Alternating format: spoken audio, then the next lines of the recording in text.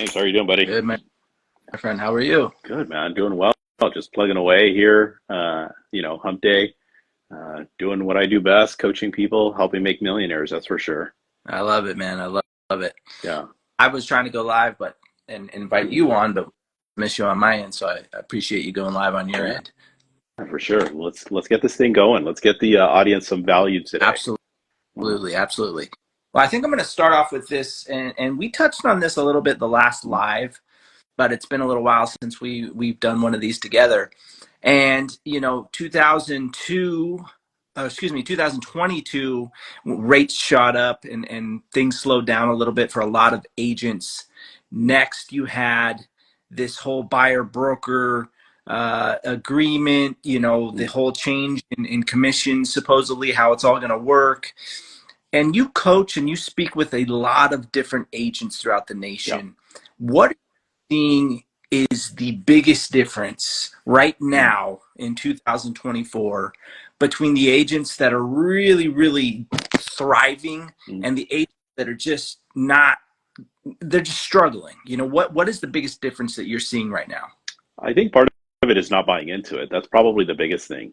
When I'm talking to agents, when I'm talking to other brokers, when I'm talking to other people that are, in a position talking about the whole NAR settlement, they buy way too much into it.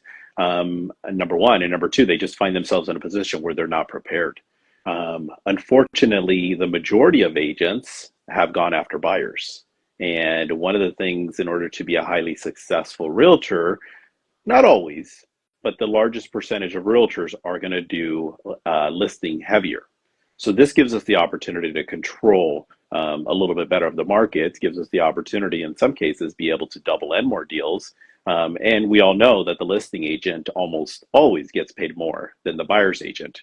So this is only further emphasizing with what I've been talking about, with what I've been taught, for the last 25 years of the business. So now it's just being magnified. So the agents that are doing with what's been asked of them, business as usual. Yeah. Now, you talk about preparation, you talk about coaching.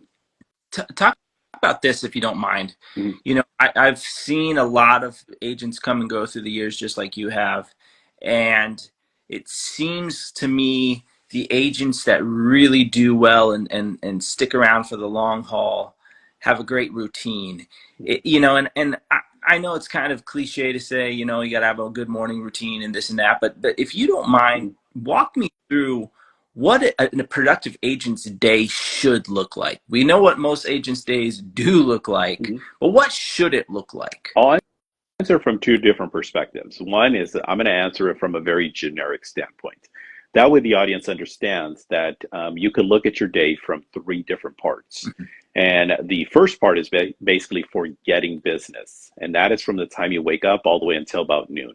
That's you going out there, finding business, knocking on doors, returning phone calls, text, emails, but most importantly, prospecting. Bottom line, you got to talk to people. This is a contact sport. The second part of three is that of administration time. This is the part where you go through, you update your information, you work on your file or files, and you start to work on the things that you have back office stuff. And then the third part, which is with what we're all intending and wanting, and that is going on appointments. And going on the appointments, for the most part, you're going to be doing that after 3:00. That's the most generic way that I can put this. Let me answer it a little more specific. What are the things that we should be doing though? Okay, so there's 5 key things we should be doing every single day. Number one is you got to work on your skills. Language of sales is what we get paid to do. The better you are, the more linguistic you are when it comes time to that of speaking salesmanship. It's like learning Chinese, Italian, Latin, doesn't matter. You got to learn the language of sales. Number one is skills. Number two is, again, prospecting. How much prospecting are you doing? If I have an agent that's prospecting 50 contacts a day, I guarantee you they're going to be way more successful than the person that's going to be doing 5 contacts a day. Of course, we're comparing apples to apples. So I don't want somebody to sit there and say, well, I'm only doing 5 contacts, but I've been in the business for 15 years. It's a contact sport. Third thing is 80 to 90% of your business is going to come from lead follow-up. So that's the third thing you have to do. You got to do your lead follow-up. And then the fourth is we get paid to do this. That's to negotiate contracts. Last but not least, the fifth thing is going on appointments. If you notice, I'm not giving you any times, per se. You just have to do these five things. And of course, we can get to the mastery of that, which I won't go into because I'll bore everybody to death and I'll scare everybody to death. But if you look at your day from that perspective, that's what you want to focus on.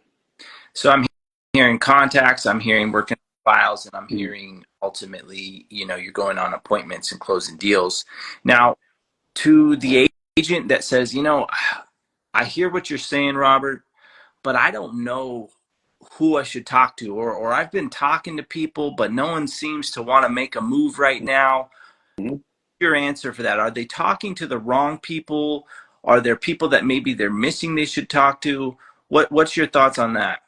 There's a couple of different things that we can break it down. Number one is that, again, going back to the skill set, you can go through and make 50 contacts, but if you don't know what to say, who cares?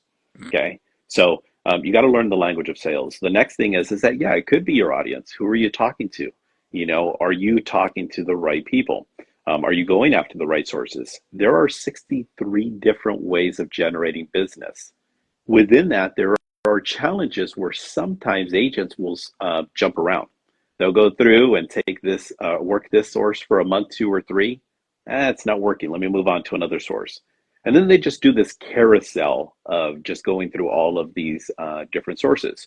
And then number 3 is the quantity. You're just not doing enough. If you're not speaking to enough people, I don't care who you are or what you are. If you're not speaking to enough people, your business is not going to escalate.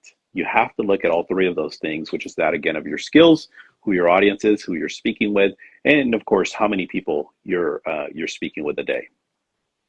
Now, let's shift gears just slightly. We're talking about what I like to call hunting business, right? And there's kind of these 2 avenues within this industry, or almost any business, where take the avenue where you're going out and you're hunting business, you're knocking on doors, you're calling, you're doing all the prospecting. But then you've got this other avenue where you're attracting people to reach out to you. And a lot of times that used to be through what we would consider paid marketing. It was very expensive, buying leads, this and that. And while those are still avenues that people can go down, there's this sort of new age way that we can reach a lot of people through social media, through video, YouTube, etc. And while it does take time, it normally doesn't take a lot of money, right? So to those agents that say, well, I like what you're saying, Robert, and calling is great, but I can reach 10,000 people with one video. What would you say to those agents? How do you blend maybe the 2 approaches to getting business, where you're going out and you're hunting it, and then maybe you're attracting?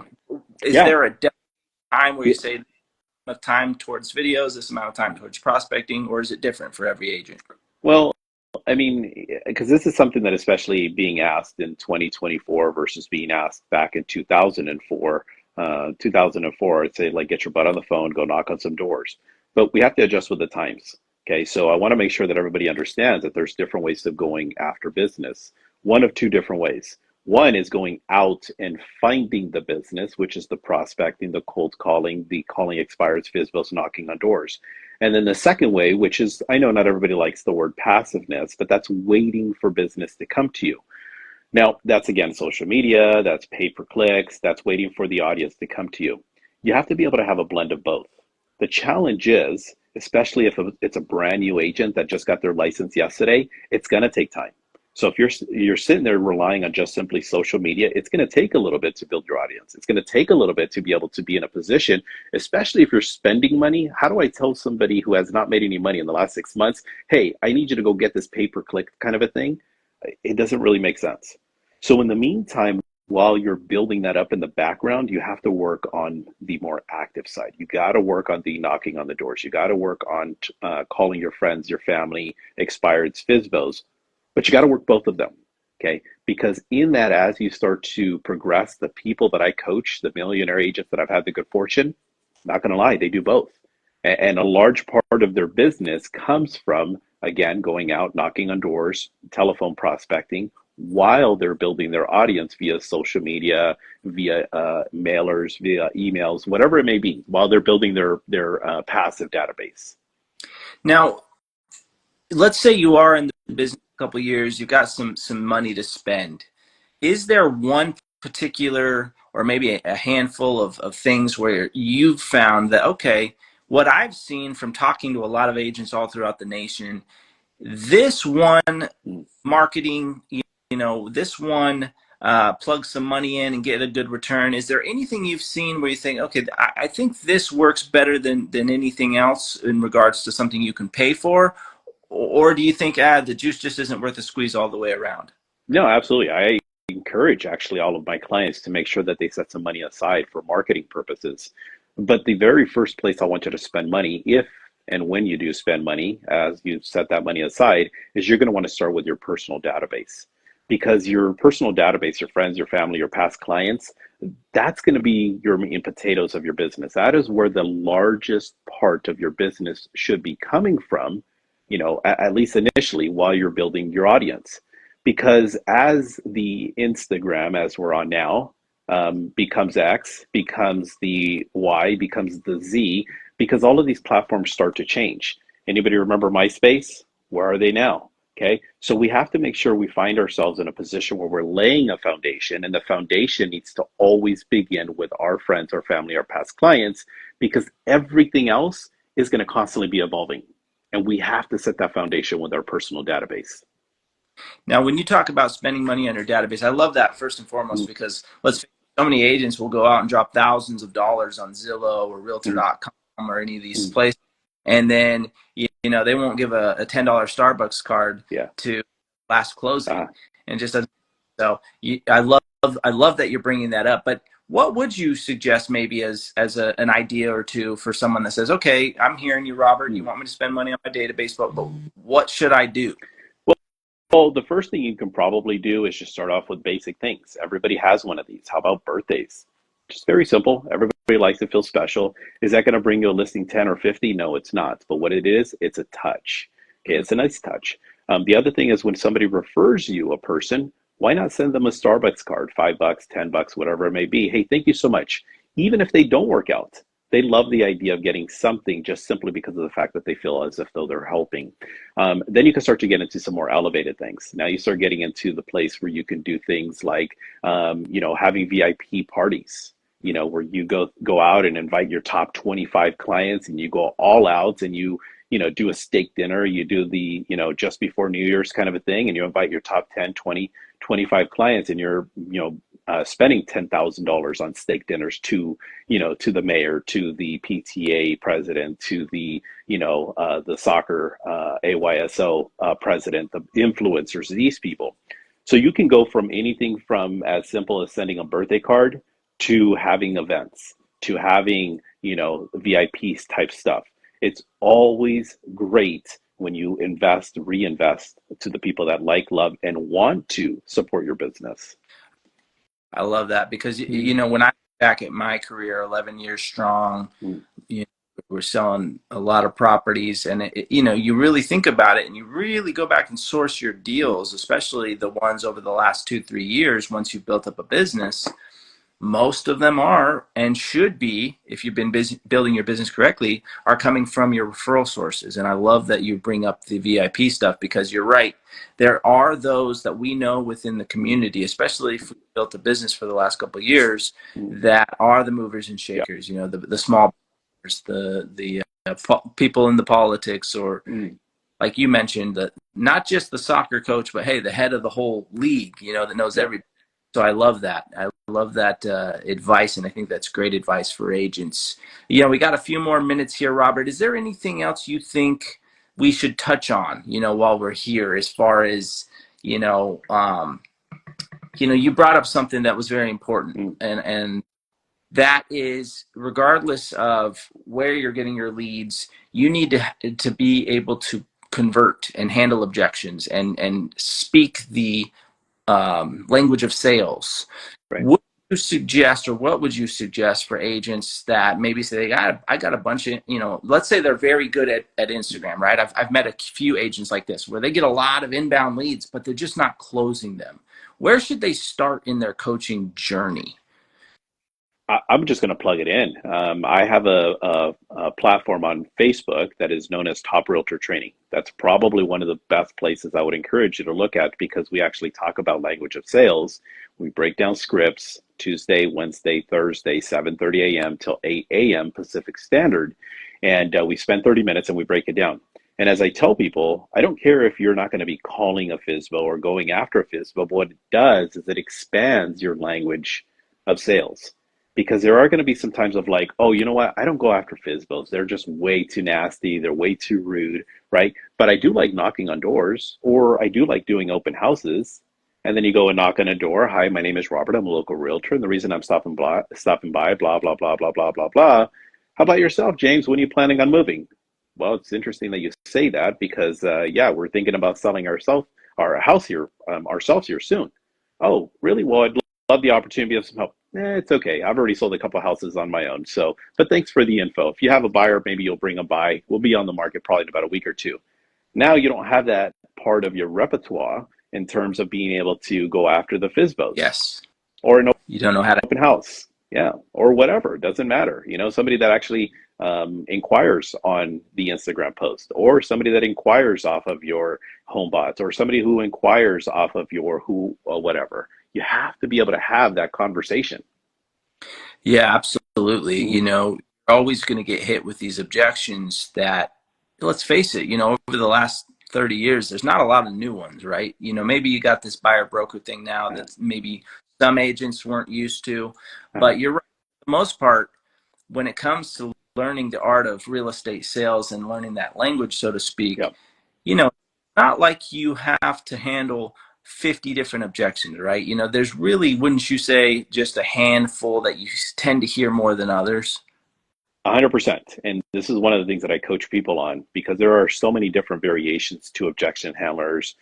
You know, you have 40 objection handlers, 50 objection handlers, 60 objection handlers, so on and so forth. Well, that's cool. That's awesome. Get to know them, so on and so forth. I'm not trying to knock any one of the objection handlers that are out there. However, based on with what you're going after, the interesting thing is that the largest percentage of my coaching clients almost always get the same 6, 7, or 8 objection handlers or objections. So you don't have to memorize all of these. You just have to know which ones you're getting, work on it, improve on it, and be able to actually be able to take care of it. One of the very first things I work on with all of my coaching clients is with what I call as a universal close. And the universal close is, I don't care what you bring to the table. I should be able to handle that objection, because of it being that universal close.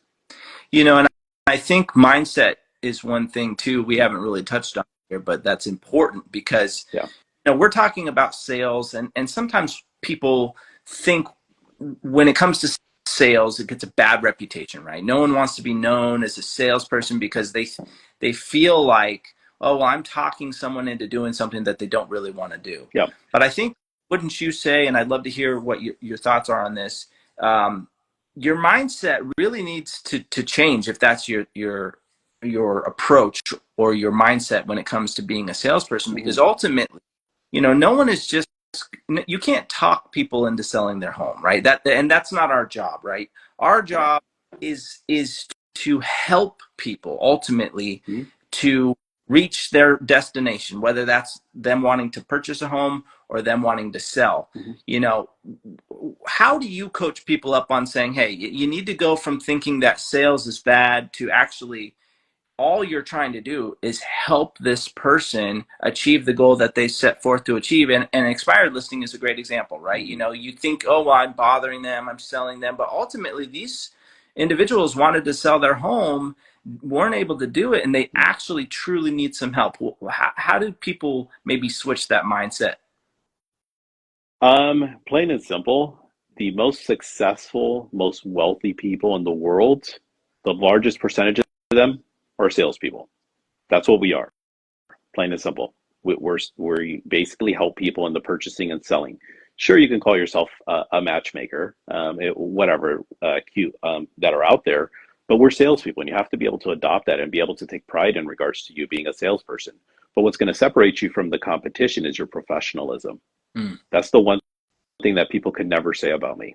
Okay, it's my level of professionalism that is going to separate me from my competition. Okay. And how do I create this professionalism? It's because when I get dropped in to the middle of Afghanistan, I need to be able to speak Afghani.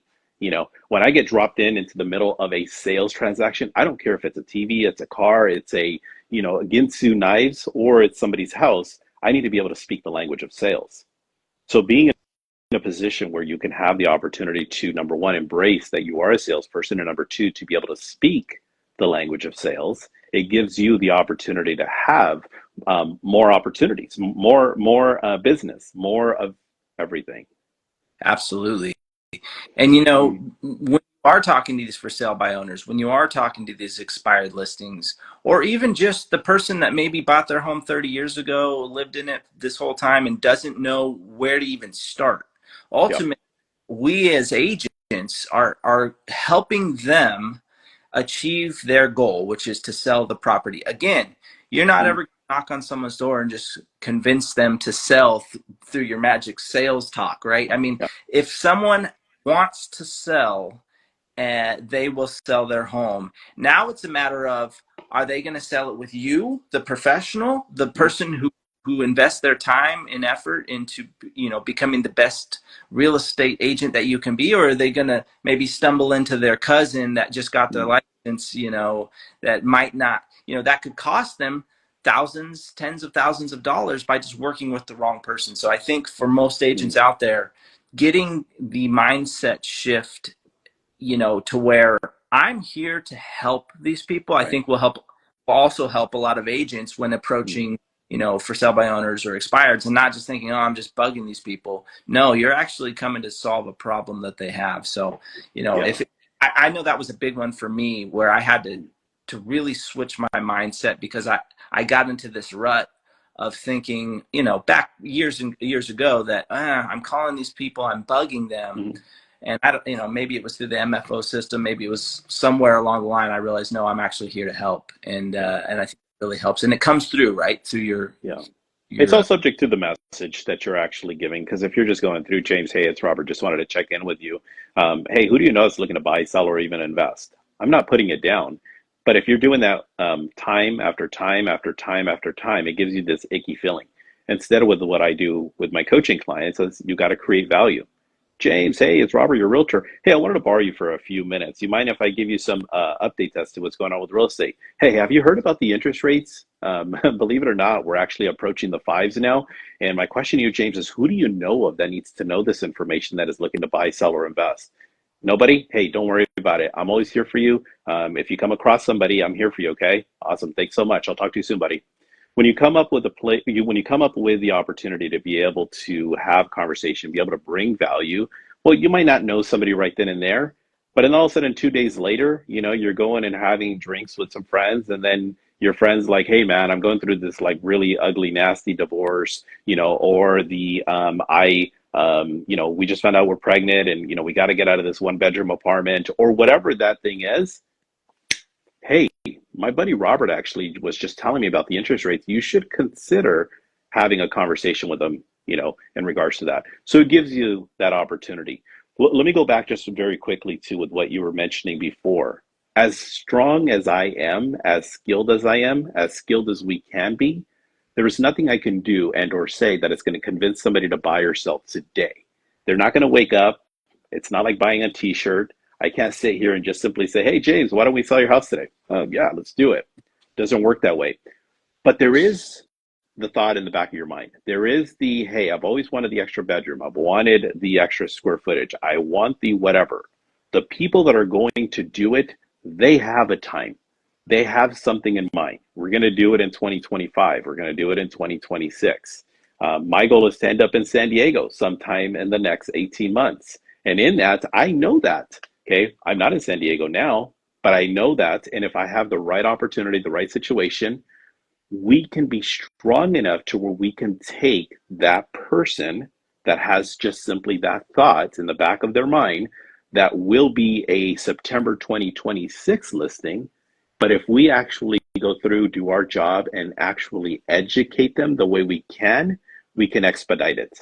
We can take that September 2026 listing and turn it into a February 2025 listing.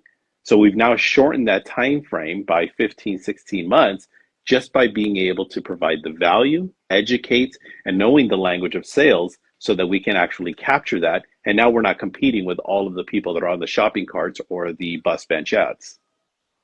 I love that. And you know, if someone, I'm assuming if someone called you, Robert, today and said, "Hey, I have this killer, you know, can't miss opportunity in San Mm. Diego. Here it is." If it made sense for you, you'd probably say, "Damn, that's a great deal. I was Yeah, waiting for this, but I can't pass this deal up." yeah, So I also love that you know, instead of maybe calling, right, and saying, "Hey, you know, have you thought about moving?" or, you know, this or that, which is basically a yes or no question, right? And we know as salespeople, hey, you're probably just going to get the automatic no, you know, right. like, you know, hey, you walk into a store, something I can help you find. Oh, I'm just browsing, right? But if when you're circle prospecting, instead of saying, you know, hey, thinking about selling, you're asking, when do you plan on making a It's move, right? Because huge. Yeah, ended question as opposed to you're only going to get a yes or no. right. You know, if the answer is 3 years from now, like you said, with our sales skills or opportunities, you might be able to expedite that. Would you agree with that? 100%. Yeah, because let me give a golden nugget to the audience because this is my favorite question, and this is something that I know helps a lot of my coaching clients. I literally had some sessions this morning, and one of my clients said, "Hey, guess what? I just signed a $3.2 million question, and guess what question I asked them? Here's the question. When you're doing lead follow-up, when you're going through the scenario that you just posed, I'm just simply going to go in a direction of, James, hey, what's stopping you from making that move now? And on the other side of that, we're going to get either a condition or an objection. Condition could be, hey, you know what? I'm waiting for my job transfer. Well, there's nothing I can do about that. Hey, I'm waiting to retire and I can't leave until 2026. There's nothing we can do about that. But if they go, well, we're waiting for the market to crash. Well, we're waiting for the interest rates to drop. We're waiting for the elections. We're waiting for the new year. That's an objection. I can handle that. Yeah. Yeah. And that's the difference. The difference is that I can overcome that. I know how to overcome that. Where most people they'll go through and they'll say, "Hey, are you thinking about selling your home?" Nope. All right, click, move on. Little Yeah. do they know that I have San Diego in the back of my head. So that question would be what's stopping you, and Yeah, that what's stopping him? Mm-hmm. you know, and digging deeper, right? You're digging kind of deeper. Once they answer that, maybe there's another level to that. Okay, you Yeah. know, you're you know, waiting for after the election. What do you think might happen after the election that would change? Yada yada. And let's be, you know, we're going to end this here in just a few minutes, but there's a lot of agents right now watching this that are probably getting that objection right now. So since we're in that time of the year, time of the election cycle, it's been a very contentious, you know, political season and a lot of uncertainty, to say the least, for a lot of people. But you know, I've looked back over the last, I think, 4 elections, and the market only has gone up every single time after the election. So, what are you telling agents? How do you handle that? Let's say I'm the seller. You know, Robert, we were on the market, but you know, didn't sell. Let's say I'm an expired, and at this point, you know, I don't have a hard fast deadline. But I do think I want to wait after the election. I'd like to get it sold, but I really don't want to see what happens here. What are you telling agents? What's the best objection handler for that right now? We're going to jump right into the universal close because we're going to go through a couple of them. Okay, so the very first thing is, James, that's definitely an option. Okay, you can definitely wait it out until the elections are over. However, what I'd like to do is be able to compare notes. And I'd also like to be in a position where I can see if there is a benefit to doing it now versus doing it later. James, the best part about this is that after we meet, you'll determine whether it makes more sense to do it now, or heck, you know what? You can still wait until after the elections. Did you want to get together on tomorrow at 5, or should we do it on the weekend, maybe on Saturday at 9 in the morning? I love it. You know, and Mm, I think did there mm, is what a lot of salespeople don't realize they need to do, mm, which is you kind of give the power back to the client a little bit by saying, "Hey, yeah, no problem. You can absolutely wait until after the mm. election." And then, like I said, however, you know, what if, you know, so on and so forth. And then again, you're giving the power back by saying, and then after everything has, you know, you take a look at all the Yeah. facts, Mm, you'll be able to make a great educated decision. I love that, yeah. Robert. And Mm, salespeople out there, don't be afraid to, you know, quote unquote, kind of give the power to the prospect, yeah. because ultimately, when a salesperson tries to remove an option from a client, they always kind of see that as a red flag, right? To say, well, a lot of salespeople, actually, did you know after the election, it usually goes up. So I wouldn't wait. A lot of salespeople will talk that way, an immediate turnoff, right, for the client. Yeah, because at that point in time, I'm smart, you're dumb. I'm big, you're little. What you're saying is wrong. What I'm saying is right. And nobody wants to be in that position. So even if you give me further resistance of like, Robert, I totally get it. I don't want to waste your time. We're still going to wait until after the elections. Look, James, last thing I want to do is waste your time. I don't want to waste my time. Let's do this. Let me go ahead and provide you the information. And then after it, at the end of the day, you'll ultimately determine whether it makes more sense to do it now or it makes more sense to do it later. But at least you'll have the information in hand. James, I really honestly don't mind. I just need about 15, maybe 20 minutes of your time. Should we do it tomorrow at 5 or would Saturday at 9 o'clock? Well, I'm not committing to anything. It's okay. Right now, all I'm asking is for a commitment about 15 to 20 minutes. Would tomorrow or Saturday work better? Close, close, close, close, boom, appointment. And then what do? I'm a freaking bulldog the moment that I'm actually on that dining room table or the sofa and we're sitting there talking about you selling. I'm not leaving. I'm walking out of there with a freaking contract 92% of the time. Yes. And let's face it, again, you're not going there with some BS, numbers that you pulled out of a hat, right? You're going to provide the actual data. You're there, again, to help.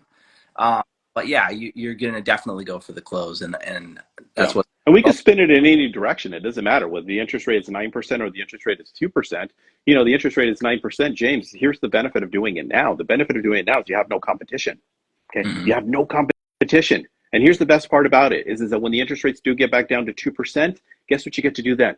You get to refinance, but you have your house with no competition. The other way around, what if it's 2%? Well, James, here's what we got to do. We got to act now because the interest rate is so low and we never know when the interest rates are going to be back at this rate. So, James, we have to do this. Obviously, I'm going to be way more finesse than that, but we get the point. It doesn't matter whether it's 2 or it's 9%. I'm always going to find the right way of actually being able to close so that you can actually see the benefit and the value of what I'm trying to sell you. I love it, Robert.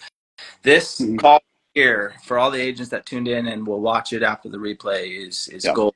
Really appreciate you taking the time. And this is something that you and I have talked about maybe doing on a more regular basis. So we'll provide this more frequently. Last thing, real, good, bad, how you loving it? Dude, I can go endless with this thing. I could tell you that. So for those of you guys that don't know who I am, I sold a company with over 100 agents in that company, well-established company for over 5 years. Made the decision to actually jump over to Real. Why did I do that? Well, because with my previous company, that was an independent company, as much as I had a decent reach within my area, then I'd get about 30, 45 minutes out of my reach, and I'd get somebody to say, James, I'd love to be at your company, but hey, your office is too far, whatever that may be. Okay. Or, for example, I'd go to the event and go, oh my gosh, Robert, I love what you're doing. I appreciate everything you're doing at Top Realtor Training. I wish I had a broker like you in New Jersey. Cool. Awesome. Crisp high five. Good luck, man. I'll see you next event.